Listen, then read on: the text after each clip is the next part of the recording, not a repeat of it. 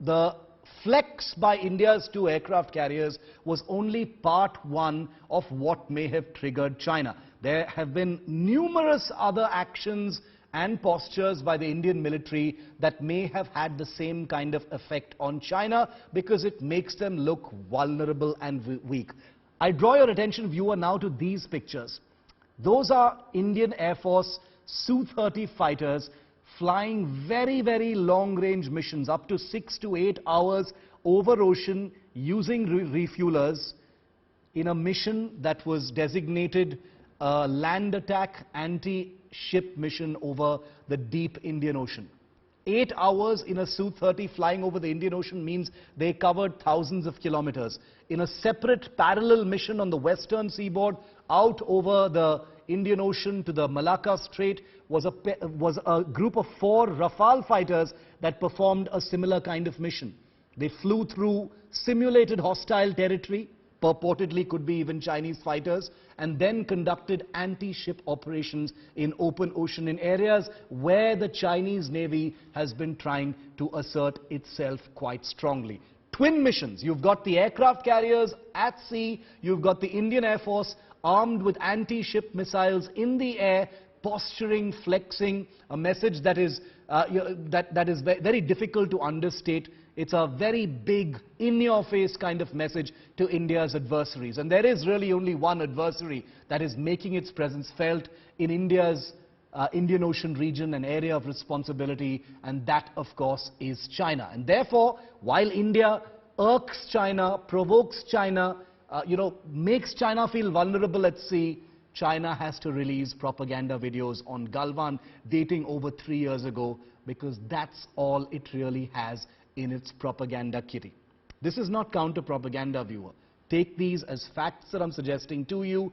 Think about them for a moment. Now, while these ships are at sea, while India's warbirds are in the air, India is also scoring something big against China in another sphere, and that is weapons exports. Now, you remember in January last year, you may or may not remember, that India scored a huge export victory when the Philippines decided to order the Indo-Russian Brahmos supersonic anti-ship cruise missile. It's a missile that's built exclusively here in India with Indo-Russian technology. Now, after the Philippines, Vietnam and Indonesia, we now hear, are very close to signing on for this same Indian missile system. The reason?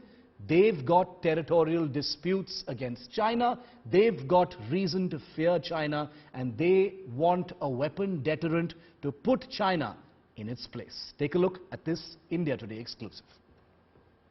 5, 4, 3, 2, 1, now.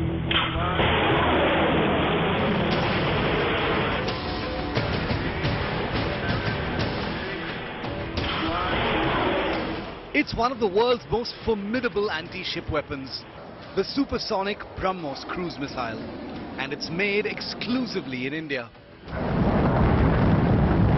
And now, over a year after India opened its export book with a supply deal to the Philippines, more Southeast Asian countries threatened by Chinese aggression are lining up for the Brahmos missile system.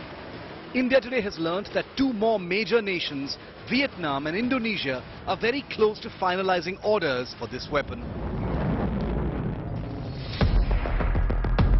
Both Indonesia and Vietnam have extensive coastlines and face security challenges in the Indian Ocean and South China Sea, where there are territorial disputes with China.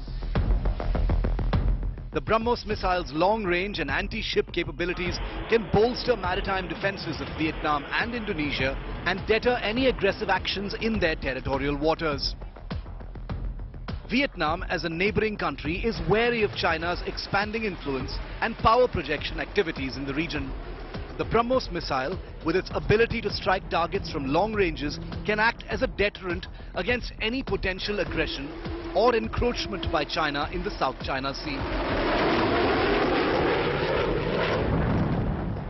The Brahmos is in service with all 3 Indian armed forces as of now, with the Indian Army in the land-launched configuration, with the Air Force in the air-launched configuration from Su-30 fighters, and with the Indian Navy in a ship-launched version. as well as shore-based coastal defense variants that target ships at sea. This last version is the one that both Indonesia and Vietnam are now interested in acquiring. Vietnam's defense minister will be visiting India later this month and is likely to discuss and firm up the deal with his Indian counterpart, though an actual announcement may only come later.